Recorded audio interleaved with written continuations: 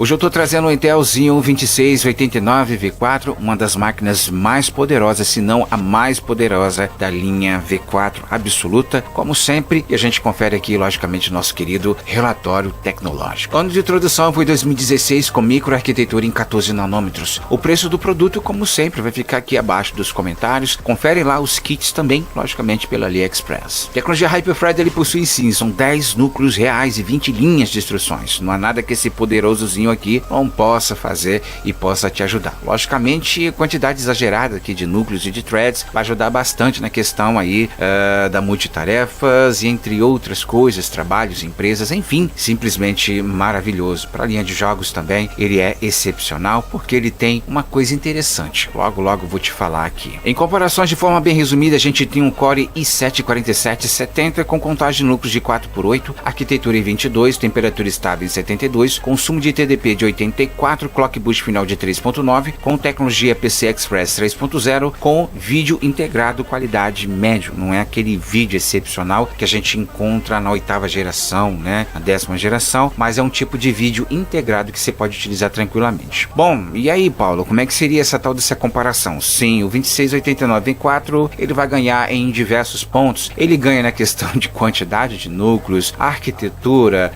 clock boost, ele não pode ir muito longe. Logicamente aqui a gente tem um ponto um pouquinho interessante aqui para o i7, mas mesmo assim o 2689 V4, uma máquina extraordinária. Acredito que seja até um pouquinho mais caro do que outros processadorzinhos e ela vai sair um pouquinho fora da questão do custo-benefício, porque seria realmente uma máquina aí maravilhosa para jogos e logicamente para trabalhos, enfim, excepcional. Tecnologia Turbo Boost, ele possui sim, são 3.1 no nosso ponto base e podendo chegar até 3.8, exatamente isso, um V4 como tem que ser um V4, chegando a 3.8, excepcional, isso é muito bom mesmo. Controlador de memória, a gente tem aqui o DDR4, trabalhando a 2400 MHz com um limite máximo de 1.5 TB, exatamente isso. A gente não precisa utilizar essa porcentagem toda e diversos kits que a gente apresenta aqui no canal, alguns conseguem com muito sacrifício chegar a 64 GB, outros, né, muito difícil, chegam até 128, então a gente não precisa estar utilizando tanta memória assim, porque logicamente isso iria depender muito da placa-mãe que você for utilizar. Aqui a gente tem diversos pontos interessantes para a questão de memória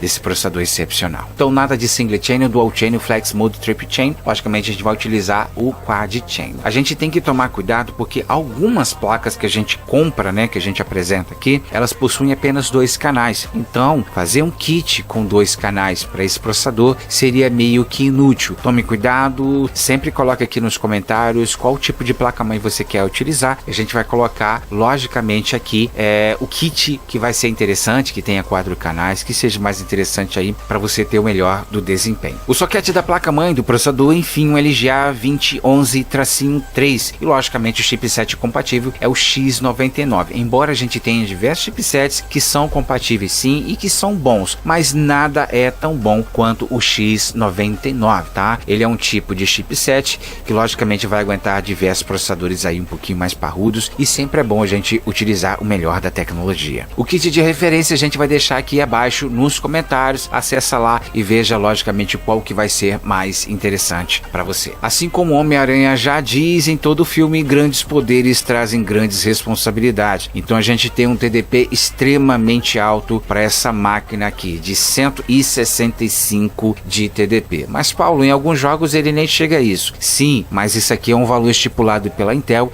e a gente tem que respeitar. Em algum determinado ponto ele pode chegar sim a 165. A gente sempre coloca uma taxinha de 30%, então ele pode se elevar muito mais ainda. A ideia mais interessante aqui seria você recorrer a um resfriamento mais bem calculado do que comprar qualquer tipo de cooler para essa máquina aqui. Lembrando que ela ficava em grandes empresas, então para você ter essa máquina aqui em casa você precisa sim ter um ótimo setup aí para poder comportar toda essa potência. Limite máximo estável de 52 graus. Horrível, tá? Isso é muito perigoso mesmo para esse tipo de processador. Logicamente, ele tá dando 60, ele tá dando 65. Acredito que não vai estragar o seu processador, mas é sempre bom a gente manter aqui o limite máximo estável. Controlador de vídeo, a gente não possui vídeo integrado para essa máquina aqui, tá? E a maioria das placas ou dos kits vez que você for comprar também não vai ter vídeo. Logicamente você vai ter que fazer um investimento com relação aí